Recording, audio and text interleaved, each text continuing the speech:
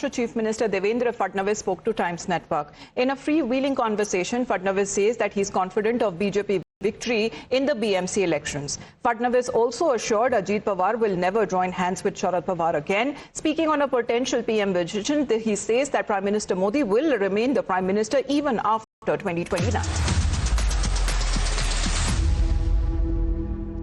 नमस्कार, बहुत स्वागत आप सभी का। मैं हूं सुशांत सिन्हा। 2026 में सबकी नजर बंगाल चुनाव को लेकर है, लेकिन 2026 का सबसे धमाकेदार चुनाव सामने खड़ा है।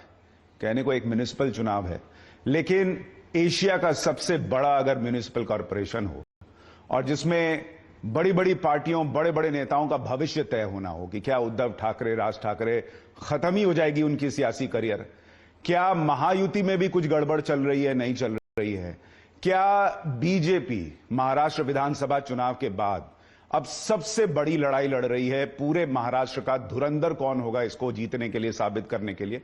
आज इस सब पर हम बात करेंगे और हमारे साथ महाराष्ट्र के मुख्यमंत्री देवेंद्र फडणवीस जी मौजूद हैं। सर, बहुत बहुत स्वागत है आपका। थैंक यू, बहुत बहुत धन्यवाद। आपसे हिंदी में सवाल करूं, कोई दिक्कत तो नहीं? बिल्कुल बिल्कुल। कोई हिंदी में पूछने पे मारने तो नहीं आता? कोई नहीं। देखिए, मेरी मातृभाषा मराठी है, लेकिन भारत की सभी भाषाओं का मैं बहुत सम्मान करता हूं और हिंदी का भी बहुत सम्मान करता हूं। सर, वैसे तो बीएमसी कहने को एक लोकल बॉडी का चुनाव है, लेकिन इससे धमाकेदार कुछ नहीं हो सकता। और ये मैं इसलिए कह रहा हूं क्योंकि कई लोगों को लगता है कि बीजेपी पहली बार बीएमसी में शायद अपना मेयर बैठाने जा रही है या उसकी कोशिश कर रही है, लेकिन उससे भी बड़ी बात कहा यह जा रहा है कि यह चुनाव तय करेगा कि उद्धव ठाकरे की जो शिवसेना है, क्या वो पॉलिटिकली खत्म हो जाएगी? आपको लगता है बहुत कुछ स्टेक पर है?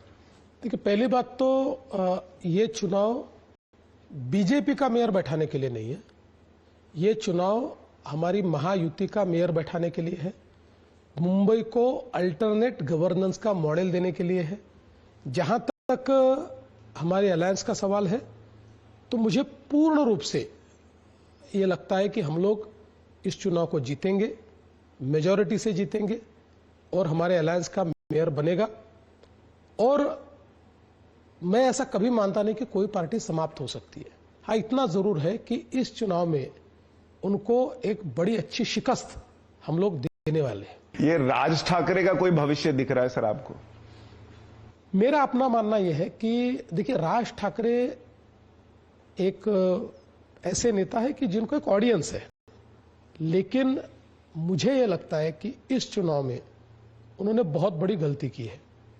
उन्होंने उद्धव जी के साथ जाकर जो अलायंस किया है, मेरा अपना मानना है, मैं कोई पॉलिटिकल पंडित नहीं हूं, लेकिन मेरे अनुभव के आधार पर कहता हूं, इस अलायंस में the biggest loser will be Raj Thackeray.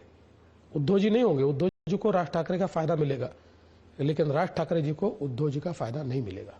कल ममता बनर्जी पहुंच गई बंगाल में, ईडी की रेड पड़ रही है, उन्होंने ईडी पे रेड मार दी और फाइल वाइल लेकर चली आई।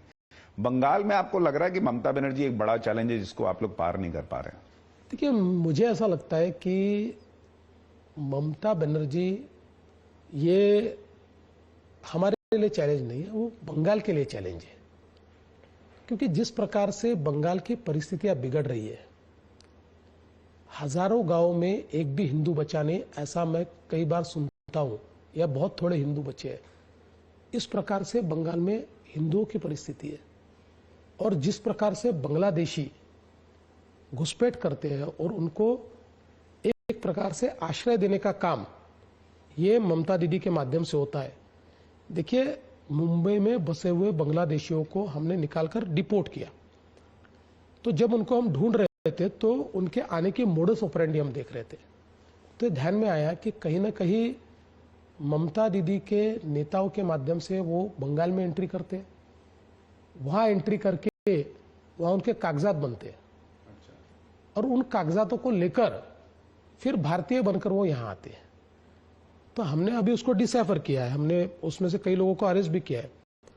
लेकिन इस प्रकार से केवल चुनावी राजनीति के लिए ममता दीदी अगर अपने देश के साथ, देश की सुरक्षा के साथ समझौता करेगी, तो ये बीजेपी का चैलेंज नहीं है, ये बंगाल का चैलेंज है। चलिए, इधर लौटते हैं फिर से महाराष्ट्र में आपकी महायुति। मैं कल एयरपोर्ट से आ रहा था, मैंने देखा पोस्टर लगे हुए थे, आपकी फोटो थी, मोदी जी की फोटो थी, बीजेपी प्लस महायुति लिखा था, ना अजीत पवार थे उसमें, ना शिंदे जी थे।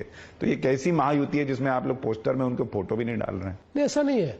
देखिए क्या होता है कि चूंकि हम लोग एक पोस्टर पे दो चिन्ह नहीं रख सकते इलेक्शन कमीशन के कारण, मतलब हमको उसके अलग परमिशन लेनी पड़ती है।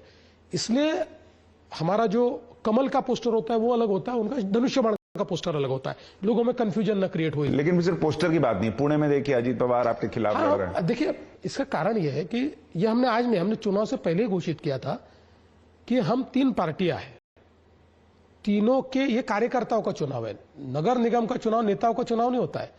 हमारे लिए विधानसभा और लोकसभा में लड़ाई लड़ने वाले कार्यकर्ताओं का चुनाव होता है, और हमारी पार्टियां बड़ी है, हम लोग हर जगह अलायंस नहीं कर सकते।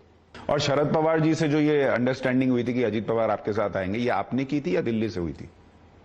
देखिए हम मतलब अमित शाह जी और मैं और शरद पवार जी, अजीत दादा, प्रफुल्ल भाई सबने मिलकर तय किया था। सब बैठ के? हाँ बिल्कुल मिलकर तय किया था। फिर आपने कभी अजीत दादा से पूछा कि ये शरद पवार क्यों पलट गए? वो आपके लिए शायद कुछ स्क्रिप्ट लिख रहे थे जिसमें आप फंस गए। देखिए अब स्क्रिप्ट क्या है ये मुझे भी पता है, अजीत दादा को भी पूरा पता है। अब बहुत पानी बह गया, छोड़ दीजिए। अब लेकिन अजीत पवार वापस तो नहीं जाएंगे उनके? नहीं, सवाल ही नहीं, वापस जाने का कोई सवाल नहीं है। देवेंद्र जी, आपकी पॉलिटिक्स का आपने एक स्तर मेंटेन किया, ये तो सब कहते हैं, और इसीलिए कई ऐसे, मतलब हम कहेंगे कि नॉर्थ इंडिया में भी बहुत लोग जब चर्चा करते हैं कि नरेंद्र के बाद कौन, तो देवेंद्र, योगी आदित्यनाथ, ऐसी बहुत सारे नाम चलते हैं, आप उस लिस्ट में रहते हैं। मुझे बहुत नीचे रख दीजिए। देखिए पहली बात तो आपका प्रश्न आने से पहले बता देता हूं कि in Delhi there is no vacancy. 2029 तक मोदी जी है और 2029 के बाद भी मोदी जी ही है, ये पहले समझ लीजिए। देवेंद्र जी, मैं जब आपसे बात कर रहा हूं मुझे ऐसा लगता है कि आप ईमानदारी से काम करने वाले व्यक्ति तो है ही, जमीन से जुड़े व्यक्ति तो है ही, मेहनत करने वाले व्यक्ति है ही, लेकिन मुझे ऐसा लग रहा है कि आप बहुत इमोशनल व्यक्ति भी हैं, और बिना इमोशन की इस तरह की पॉलिटिक्स नहीं हो सकती। क्या जब आप ये देखते हैं कि लोग आपको हरा नहीं पा रहे और फिर आपकी फैमिली को टारगेट करते हैं, आपकी पत्नी को टारगेट करते हैं सोशल मीडिया पे, ये सब आपको हर्ट करता है? हर्ट तो बिल्कुल करता है। देखिए क्या होता है कि इस प्रकार से जब बहुत ही निचले स्तर पर जाकर ट्रोल किया जाता है, गंदगी फैलाई जाती है, तो दुख होता है। और देखिए मैंने तो हमेशा ये मेरी पत्नी को भी कहा है कि राजनीति में रहने की कीमत है, क्योंकि कुछ लोग ऐसे हैं जो विचारों से आपका प्रतिवाद नहीं कर सकते, जो लड़ाई में आपसे नहीं जीत सकते, वो लोग केवल आप पर कीचड़ उछालकर अपने मन को जीत का एहसास दिलाते हैं।